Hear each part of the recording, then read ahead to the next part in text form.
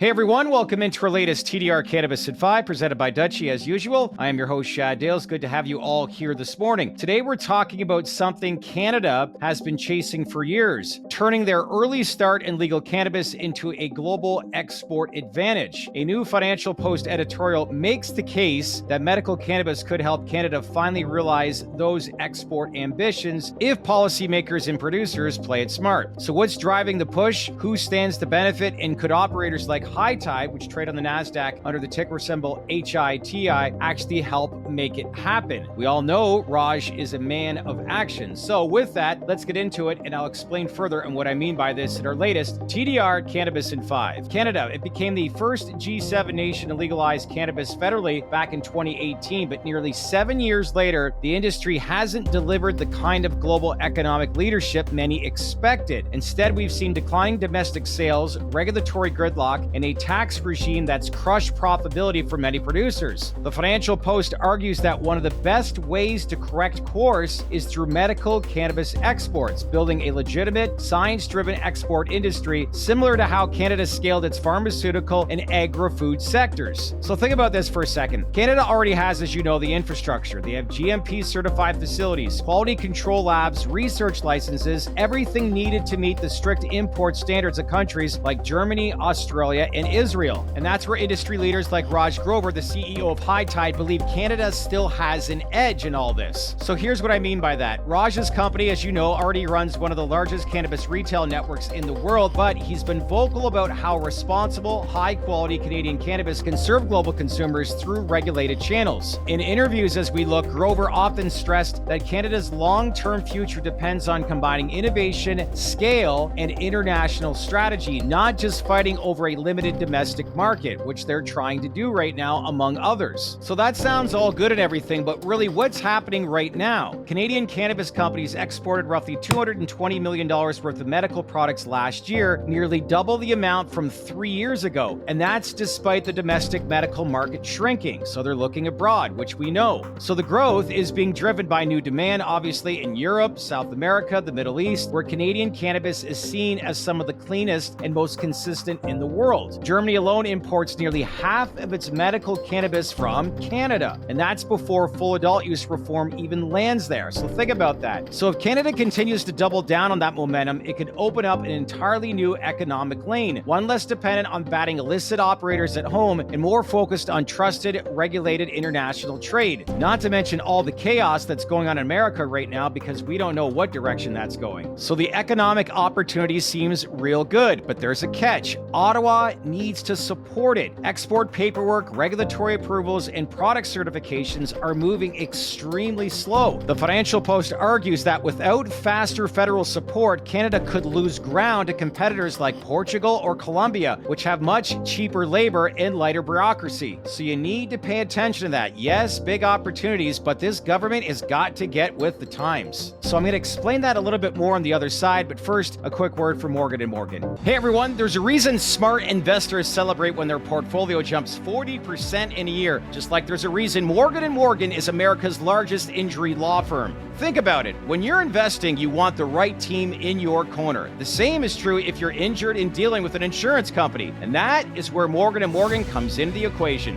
Why? Well, they've got more than 1,000 attorneys and over 100 offices nationwide, and they've been fighting for people for over 35 years, and their track record is hard to ignore. Let me explain a little bit further. Case in point, in Florida, a client was offered $350,000, but walked away with $12 million.